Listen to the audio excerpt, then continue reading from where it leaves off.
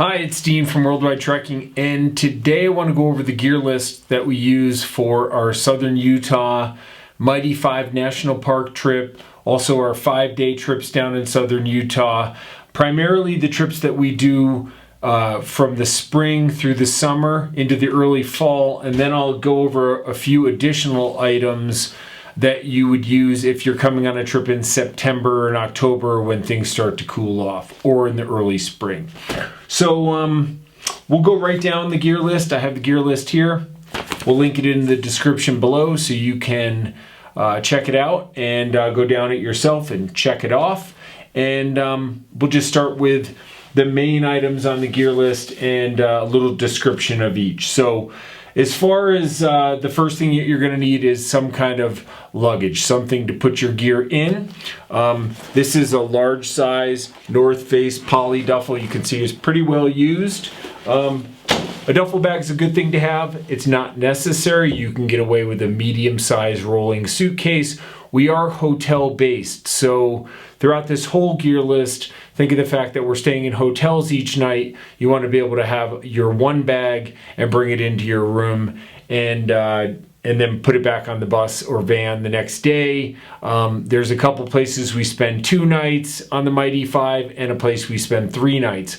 On the double nights or the triple night, there is usually an opportunity to do some laundry, coin-op style if you'd like. So that makes it kind of nice. You can wash socks and shorts and things like that if you'd like to. But the poly duffel bag is definitely not necessary. You can get away with any duffel bag. It doesn't have to be protected against the elements. It's in the van all day long as we travel from lodge to lodge. Then the other thing, you might have a rolling suitcase. Perfectly fine. We want something that's size appropriate for the amount of items. It's a summer warm weather trip, and even in the fall, you don't need a tremendous amount of big layers, and we're not bringing sleeping bags and things like that. So something that's going to be comfortable for you to pick up and carry to your room and then reload on the van each day. In the bags, normally for packing on a lot of our trips, we're going to use these Ditty type bags. These are cheap to buy on Amazon, and they're just different style, small cinch strap bags that we use. This one's got holes in it. These are good for carrying all your socks or your t-shirts or certain different layers, and it just helps you stay organized. Oftentimes when I buy Ditty bags, I buy all different colors, and that way I know the red one has socks and underwear, the blue one has shirts, or whatever. Helps you stay organized. Another way to go is to just use Ziploc bags. Ziploc bag like this holds probably half a dozen pair of socks or so. You can see what's in there. It's just a good way to stay organized in your duffel bag or even in a suitcase. A good way to go. So some kind of size appropriate piece of luggage that's going to house all your stuff. The next thing that we're going to look at is a day pack. The day pack is your other essential piece of gear that you're using every day. One suitcase or duffel and one day pack, and this could be the carry-on on the flight or whatever you're doing to get there. This is a good size. This is a Black Diamond backpack. There's a ton of different companies that make backpacks. I think a bag that's about 15-20 liters is a good size. Keep in mind that we want to be able to put 2 liters of water in here, so 2-liter bottles. Your lunch is often packed in here, and maybe a layer. This one's got a little pocket up here so I can put in some sunblock and a couple little small items, some lip block, things like that. Inside here, it's got a little pouch against my back. I can stick my TP kit in there. We give you a TP kit. So if you need to use a privy outside when we're hiking, one of the public privies, you've got your own toilet paper, your own hand sanitizer, your own wet wipes in there. But it's got to carry 2 liters of water, your lunch, which is usually a sandwich and some snacks in a Ziploc, and whatever you want. while we hike for the day. This is a good example of a pack that's a good size. It's the other key items to it is it has the sternum strap. That's the strap that goes right here across your chest. That helps keep the straps on your shoulders, makes it more comfortable, especially on longer hikes. This one also has a waist belt, okay? So those kind of things are really nice. The sternum strap is definitely really nice, so you're not fighting a strap that keeps coming off your shoulder. This is an example. So this is an example of a bag that's a little bit tight, I'd say. Nice size. If you have a water bladder that holds 2 liters that goes into this system with a water mouthpiece, it can be fine. Trying to put 2 Nalgene type 1 liter bottles in here might be difficult. As well as your lunch and everything else. It's nice to have enough room, not too much room, and not too tight. So you got to balance out that fact. But a small day pack with a sternum strap is appropriate. We'll go over a little bit bigger pack when we get into the colder weather gear. So on the upper body, you're going to want, next on the list, some base layer type t-shirts, and these might be what you hike in. These are just a poly, these are North Face brand, just a poly type t-shirt. And why these are nice is because they dry easily. They're not cotton, and they also, don't smell like cotton will after you wear it for a while. It doesn't get wet, and it dries out quickly. So they're a quick drying type t-shirt that's going to help you out as well. I oftentimes bring a couple short sleeves. This one is getting up to be a little bit warmer, long sleeve. You can get these quite light too. This will keep the sun off your arms. It's not much heavier weight than one of these t-shirts, and you can get them the same weight with just the long sleeve style. This also has the zip T neck, so I can vent out of my top here. That keeps it quite comfortable as well. So that's the long sleeve version. If you watch the videos, you notice that I oftentimes hike in a shirt like this. I like a loose fitting button up type shirt. In the desert especially. It dries out really easily, it's loose fitting, it's light colored so it repels the sun nicely, it's got a collar that protects my neck from the sun a bit, and it's just really comfortable. I like to keep my arms covered up, so I don't typically hike in short sleeves. But no, that's perfectly fine. You can put sunblock on your arms, but a nice loose fitting light colored button-up shirt works out really well. Here's another style. This one's, pattern print, not a big deal. It's a poly type material, and it's not cotton, so it's gonna dry out nicely. But loose fitting, light colored, and a good sun shirt, more or less, is a good way to go. So the next thing on the list, since we're going down the top layers, is a light jacket. And although in the summertime it's quite hot in the desert, can be 100 degrees, high 90s, the temperature fluctuation in the desert is typically about 40 degrees from daytime till nighttime. So it can not get cold at night, but it can cool off enough that if we're doing an outdoor barbecue or something like that, you might want to layer.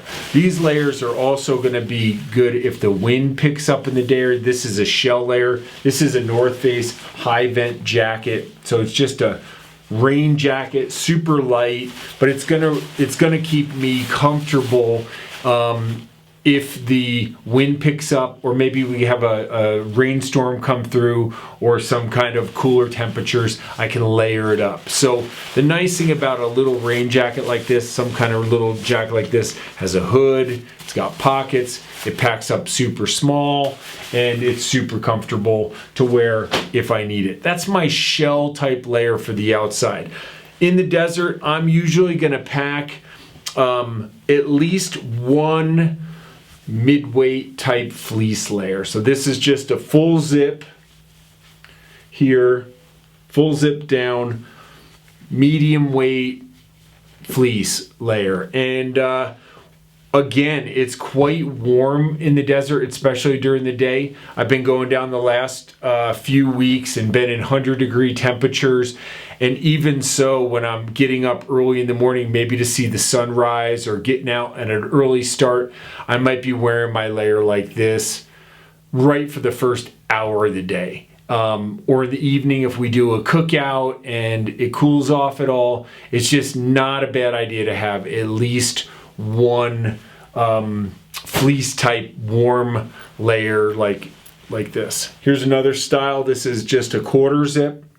The difference here is you're gonna have to slip it over your head, so it's nice sometimes to have the jacket version, although I find this type quite comfortable. But a mid-weight fleece works out really good. So then on the lower body, when we start to look down the lower body, you can bring a pair of just regular trekking pants. These are just a lightweight, full-length trekking pant. These are North Face brand. I have a belt that I wear with these, and they're super lightweight. In the desert, in the summer, I oftentimes hike in shorts. As it gets cooler into the late summer and into the early fall, I usually hike in pants. Really is just your preference. They do make pants that the legs zip off. It is nice to at least have one pair of pants. You can also wear these to dinner. You could wear them on the picnic, evening barbecues, or you can wear shorts the whole time. Not a bad idea to have a pair of pants, just if we have a day that is cooler than the average temps, which does happen in the desert quite often. I can show a screenshot of a weather forecast from just a week or so ago. It was 100 degrees, and then it was, I think, 60 degrees a few days later, daytime high. That's quite different. That's quite a big temperature fluctuation, and a daytime high of 60 means it's going to be 40s or so in the night. Definitely want a pair of pants if the weather does that to us. And we're outdoors, so anything can happen. Some trekking shorts, just a regular pair of trekking shorts. You can see these are light color. The fabric is nice for wicking moisture and drying quickly. They're going to come down to just above my knee, so they cover my thigh for sun protection. They're comfortable. I've got a couple pair of these, and they're just comfortable pair of hiking type shorts.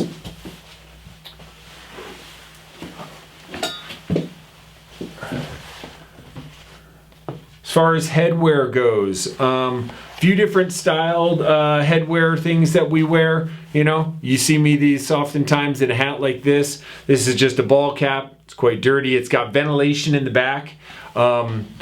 Similar style like this. Ventilation in the back. Brim to repel the sun from my face and eyes, upper cheeks, things like that. A lot of people are going to be wearing these big brim style hats. These are also really popular, really good. It's got a little draw strap in the back here for tightening onto your head. The brim that comes around is going to cover your ears, also get the back of your neck, and of course the front of your face.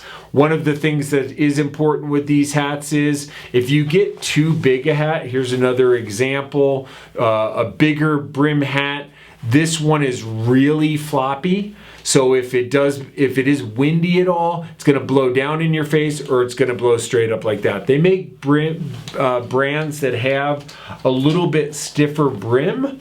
And I think that's something to think about if you're buying a bigger brim hat, is that a little bit of flexible brim is going to let you kind of manipulate the hat how you want it to cover your head and things like that.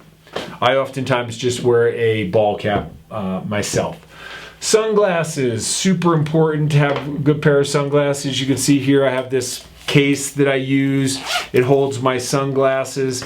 In there I keep my sunglasses, and oftentimes I keep my sunglasses up on my head when I don't have them on my face. It is important to protect your eyes from the UV light and the UV rays, and also the dust. It can be dry in the desert, it can be dusty, it can be windy and dusty, and that kind of thing. So it's important to have a pair of sunglasses that fit in tight around your cheekbones here, up here. This is a more of a mountain style sunglass that has the side flaps, you know, and it doesn't matter typically. These sunglasses are probably, these are, you know, Julbo. I really like this brand. I really like this kind of glass. And I wear them on the glaciers and everything else, but we're up in the $100 range here. You can buy a pair of $20 sunglasses as long as they fit in nice and tightly here, really kind of protect your eyes from the wind, from dust, from sun rays, and everything else. And you know, you don't have to go out and spend hundreds of dollars on a sunglass when you do. What you want to avoid is sunglasses that you might wear just around town, you know, something that fits out far from your face, that has a lot of open space, that really doesn't protect your eyes. So one way or the other, if you have those, probably going to be okay. It is nice to think the fact that you're outside in the elements, and you're out in the elements for long periods of time. We might be hiking 5 or 7 or 8 miles, and you might be out there for hours, or you might be opt to go down the river one day, or we might be hiking down a creek where there's lots of water reflection, things like that. So you want to be able to protect your glasses. If you do buy good glasses, a little case helps keep them in good shape. I didn't bring it, but it is on our gear list, headlamp. You don't necessarily need to go out and spend 50 bucks on a headlamp. In the summer here, it's light early. It's light till after 9 o'clock at night. Most likely you're not going to need any kind of light source. If you get up to go see the stars at night, if you want to go out in the evening and check something out, we're in a remote area where it's not lit all along the way. As a rule, me as a travel professional, in my kit, I usually always, in my toiletry kit, I usually always have just a small flashlight. So any kind of small external light, I know a lot of people have those on their cell phones, which is perfectly fine as well. Gloves are on the list here. If you are doing a trip where we're going to opt to go down the river one of the days, a pair of gloves can be kind of nice. If nothing more, to hold on the ropes that are on the raft when you go down the rapids so you don't get rope burn on your hands. Okay, a lot of times when people use hiking poles, or maybe we get an early start, a very light pair of windstopper type fleece gloves can be comfortable. Guarding gloves, something like that, especially in the desert. They can also, you know, some people are concerned about too much sun on their hands, so you could have some kind of garden type glove, some really light fabric glove that just keeps your hands from you know, getting too much sun. The next thing up by the headwear is a neck buff. And if you come on one of our trips, we'll be sending you one of these neck buffs. This is one that I cut in half, but it works out well, right? Repels the sun from the back of my neck, kind of keep it almost like a sweatband around my neck. A lot of people are concerned with the COVID-19. It's a face covering. People wear it to keep their hair up, kind of like different things like that. So the full-length version is also a good thing to have. And these are good for sun protection. You can wear them to cover your ears. You can wear them to cover your face. You can wear them for the sun. You can wear them if it was really windy out. They're pretty light. They're pretty cheap. We send these to our guests that come on our trips. Some people like to have a bandana. Bandana's perfectly fine. And that's a good way to cover your face and protect yourself from the sun, the wind, or maybe a cooler day or a cooler start during the day. So we move down the list here. Footwear is really important. There's a couple different things with footwear. Generally in the desert, you don't need a high top leather hiking boot. It really depends on the person. If you have a history of having ankle issues, maybe you've rolled your ankle or sprained your ankle and you need more ankle support, by all means bring a higher top boot. In the desert, leather is generally going to be warmer, going to breathe less, so they do make a number of higher top boots that are multi-panel type boots that are a little more breathable, but it's not super necessary to have a high top boot if you are hiking in the desert and don't have a history of ankle problems. Keep in mind that you're only wearing a day pack. You don't have too much weight in that, 10 pounds maybe. So you're not lugging around a huge 40-pound backpack, which would be a reason to need more ankle support or more support on your foot. I like a regular hiking shoe. So there's a couple different types of hiking shoe. This is the hiking shoe style that I like. There's many different types of brands.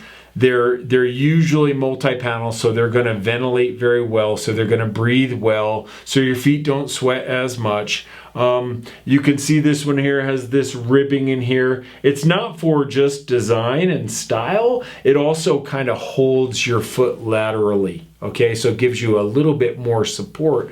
When we get into uneven terrain, maybe even on slick rock, which is very grippy, on the rock surface, so you're kind of weighting the top of your shoe up quite a bit. Most importantly, it's got a good sole with knobs. This one I've worn quite a lot.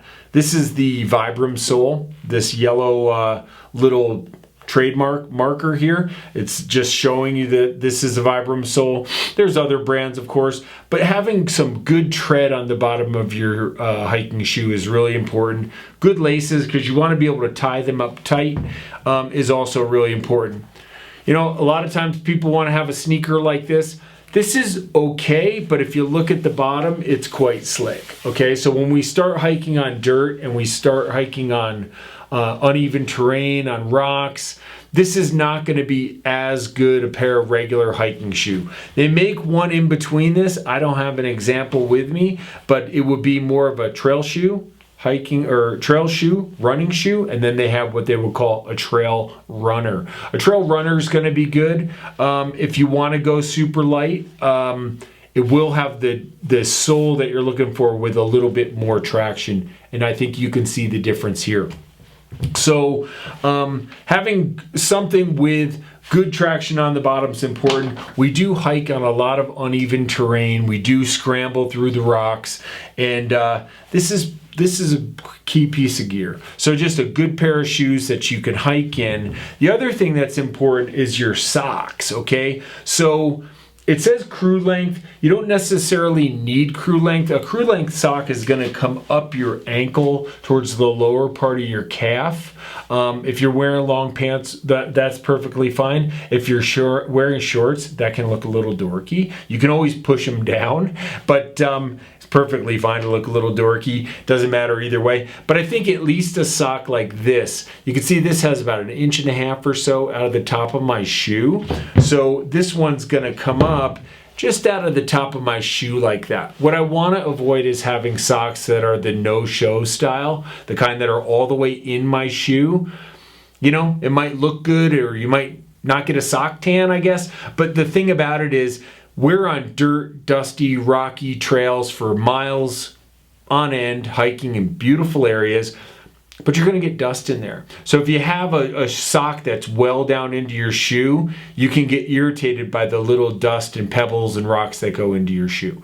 If you have something that gives you a little bit more out of the top of your shoe, it's going to be a little bit more comfortable. You can always take your shoe off. You know, I was hiking in Canyonlands 2 weeks ago down to the Maze District, down to the Great Gallery to see the rock art there. Amazing.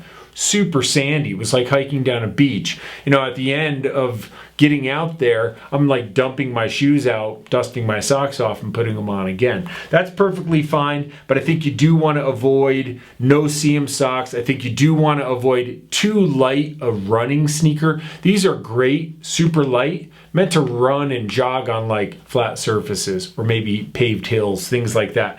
This is more of an off-trail type hiking shoe, which is going to be better for you in the long run when you're going. The other type of footwear, so you've got those shoes that you're bringing. Maybe you wear a pair of shoes out there that are just a slip-on kind of comfortable evening shoe, something to wear to dinner. Perfectly fine. Kind of talking about what you need for gear-wise. The next thing would be a water shoe. So this is a good example of a water shoe. This is a Chaco, and you can see that my foot goes in and it straps in my heel as well. So if I wear these in knee-deep water, ankle-deep water, it's not going to come off. So although these might be good in a shower situation or just to wear around, I love my thong sandals and my flip-flops. They're not good in the water because they're going to fall off because they don't strap to your heel. So we do want a water shoe. There's other brands. This is Chaco. Teva makes good ones. Keen makes good ones. There's a lot of water shoes on the market. Something that you can get wet and walk in water in, not just for the river trip. We do a day where we hike in the creek for 5 or 6 miles, and we're up to our ankle, up to our waist, you know, and a water shoe is good. If you want, you can always just bring a second pair of sneakers, just like the light type sneakers, and they can get wet and they dry out pretty easy in the desert. I often do bring a pair of these. I do like these around the lodge. I do like to wear these to breakfast before I put my hiking shoes on. After a long hike, when we get back to the van, a lot of the times I take my shoes and socks off and put my flip-flops on for the hour drive to the lodge. That's perfectly fine. But as far as hiking in, probably that doesn't work, and you probably want just one of the standard water shoes. For personal equipment, we have adjustable trekking poles. I didn't bring an example with me. 3-part trekking pole is the best kind because they're going to break down into a small section here. I'm sure Mac will show you some B-roll now, people hiking with trekking poles. The thing that trekking poles do is they help you even if you don't have much weight on your back. Maybe you need to help distribute the weight, so you are walking with your poles and using your arms and your upper body a little bit more as opposed to just your legs and lower back. So they can help you kind of distribute things out as you walk along and make it more comfortable as you're hiking. They also, as you're ascending hiking, as you descend also, knee-wise, ankles, and otherwise, you're going to have more support, so you can extend your trekking poles a little bit longer and put them out there, and coming downhill they're going to help distribute your weight a little bit more, which is going to be pretty comfortable for you. A couple more things for the list. Water bottles. So I prefer regular water bottles that are the kind that I put the lid on and put in my backpack and stop and take a break and take a drink with. Water bladders are perfectly fine. I'd say the one thing I always caution people when they wear a water bladder, even in the warm weather, is that it's sealed properly, that it doesn't all leak out, lose your water. That's always a problem, especially if you're on a remote hike in the desert where water is key. You know, we're drinking up to 1 gallon of water a day on a hot day in the desert, okay? So having good, like Nalgene style water bottles, 2 of them, 1 liter each, and we refill them as we go. And at the vans, we have big water jugs with electrolytes or cold water in there. So that's really good. A lot of the times I'll bring one of these smaller type bicycle style bottles that I can use, and it's just maybe for on the van or whatever. Makes it comfortable to drink out of. If we're driving, I'm not spilling it all over my face, right? I can take it more like that and make sure that I'm hydrating regularly.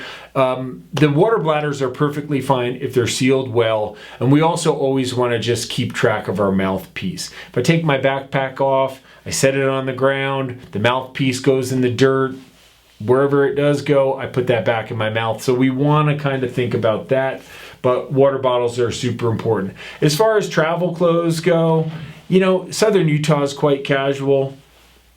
Simple shirt, short sleeve button up, golf style shirt, shorts are fine for dinner. We do a lot of barbecues. Having a camera is a good thing to have. I use my cell phone a lot.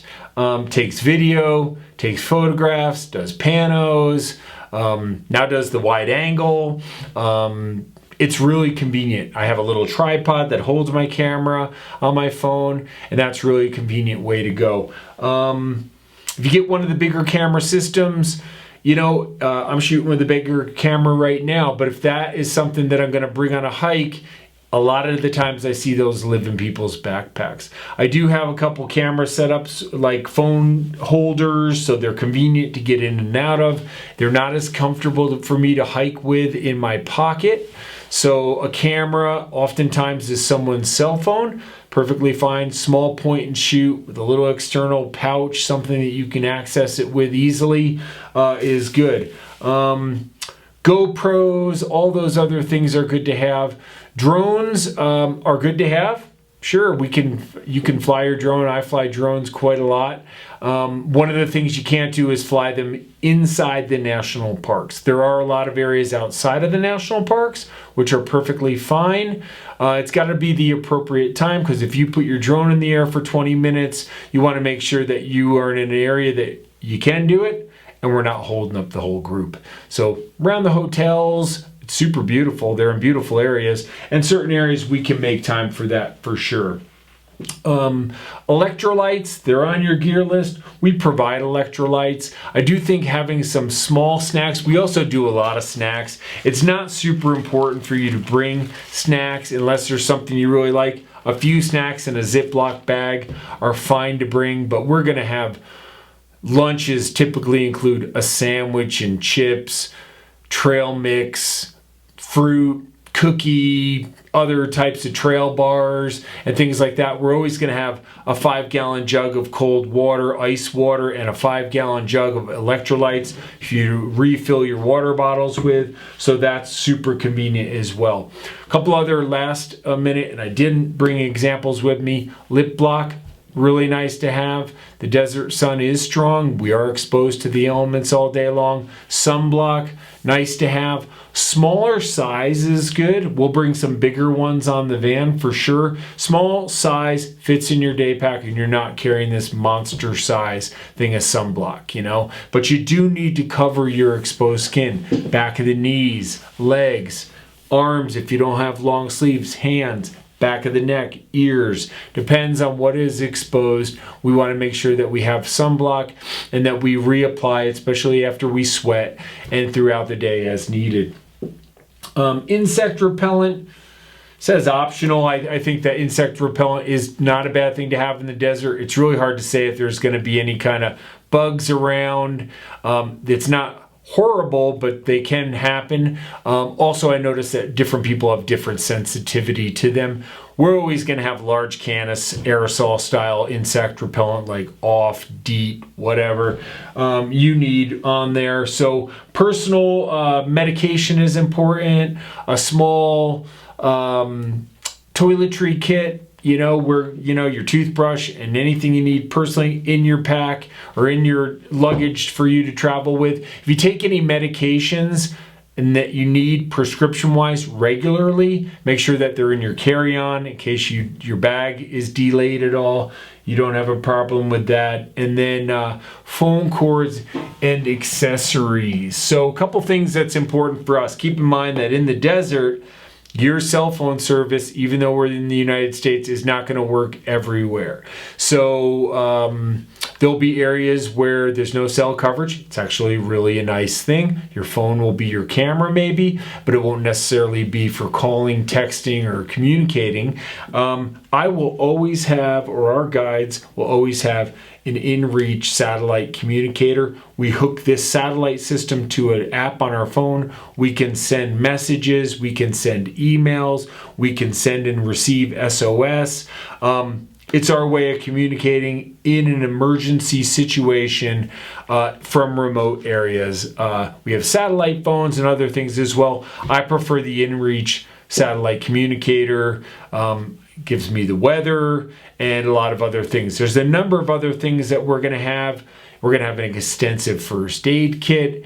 As far as in your toiletries, if you want a very small Ziploc with a few Band-Aids is always smart to travel with, a few blister ovals, gels, something like that. We have all that stuff too. It's not bad travel advice to bring a couple small things. You don't need to bring a massive first aid kit. We're going to have you covered there.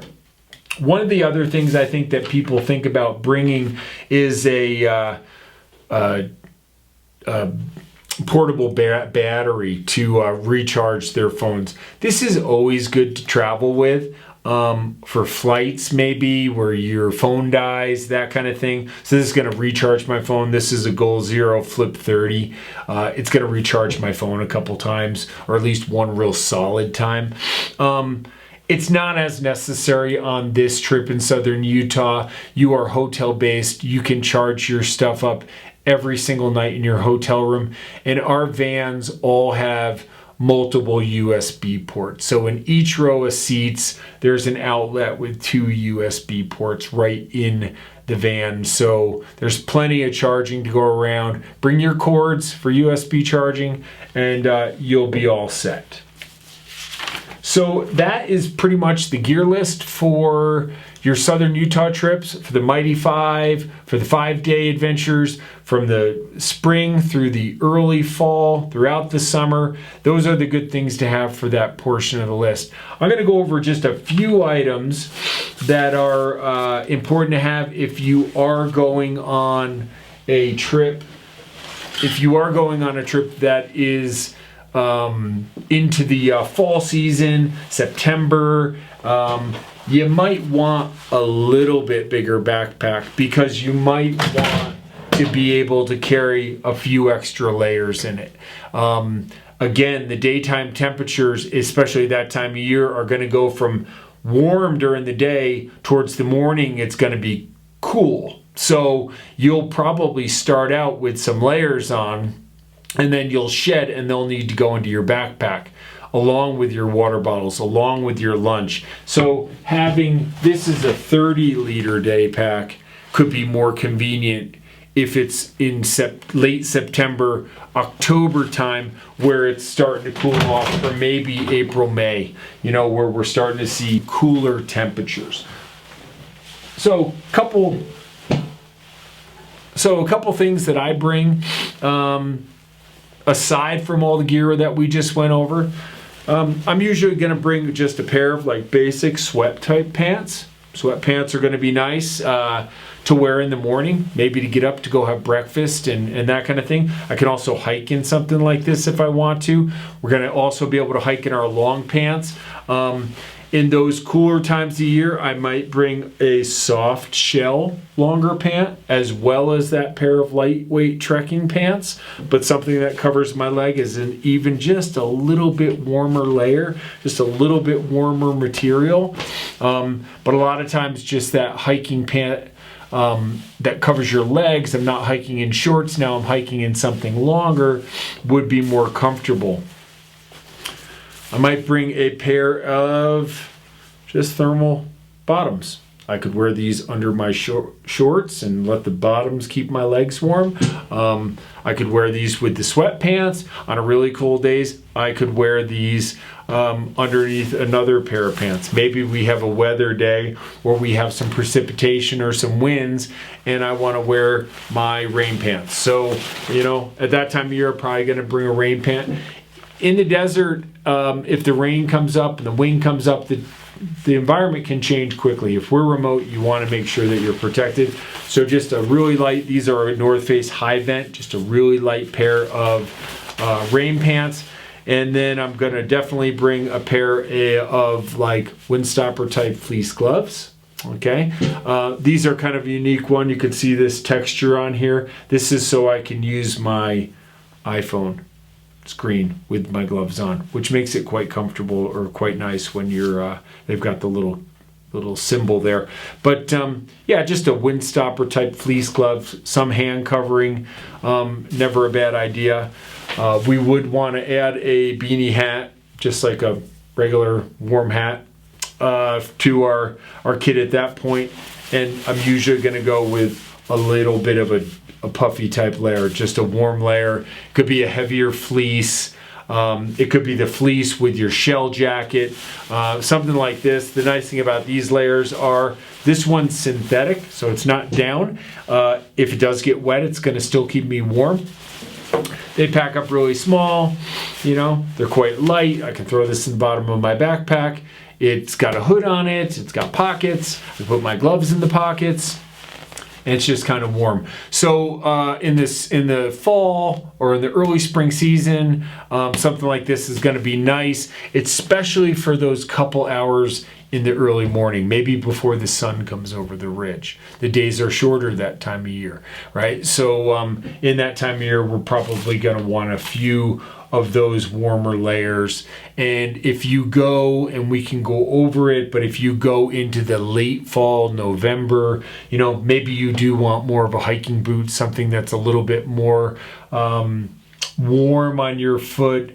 Maybe you want to have a little bit warmer pair of gloves and a couple other warm layers. But mostly these are for our summer and early fall trips in southern Utah, and they're going to give you the gear that you need to be comfortable on our trip. So we look forward to seeing you down there. Southern Utah is fantastic.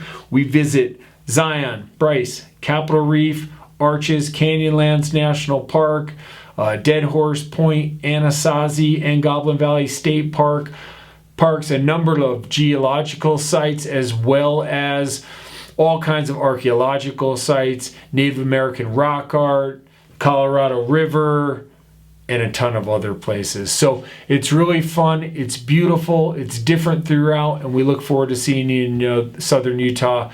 And contact us if you have any questions. We're always happy to answer them. And we look forward to seeing you down south. Southern Utah, here we come. Thanks.